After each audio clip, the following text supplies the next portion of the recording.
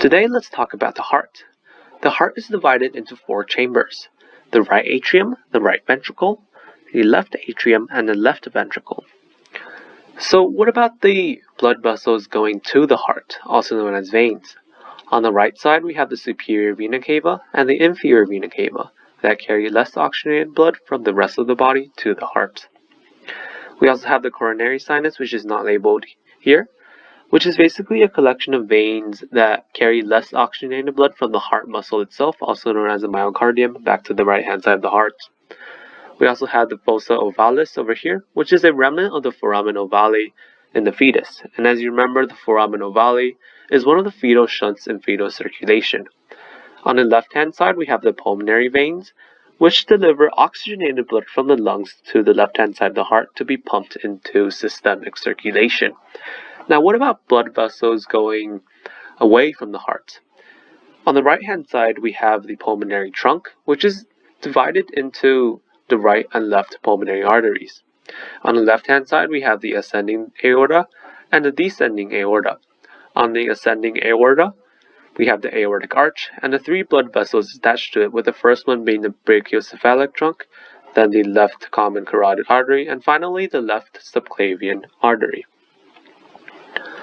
Now, what about the valves separating the atria and the ventricles?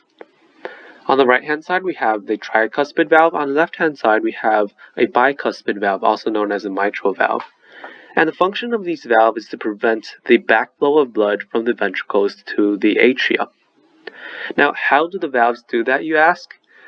Well, the valves are connected by cords of collagen called chordae tendineae, as well as papillary muscles, which pull on the chordae tendineae to prevent the valves from opening back up into the atria, and thus preventing the backflow of blood back into the atria. We also have the pulmonary valve over here, and the aortic valve that prevents the backflow of blood to the pulmonary trunk and the aorta respectively. Now, the 3 layers of the heart. As you can see, the heart is surrounded by this visceral pericardium and the pericardial space, and finally the parietal pericardium.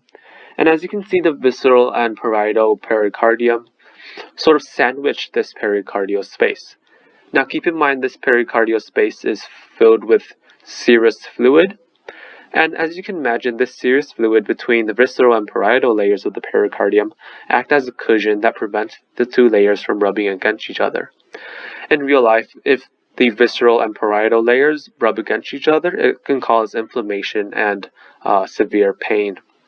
So that is certainly one point you would want to avoid. So that's it for the basic overview of the heart. I hope you enjoyed this recording, and thank you.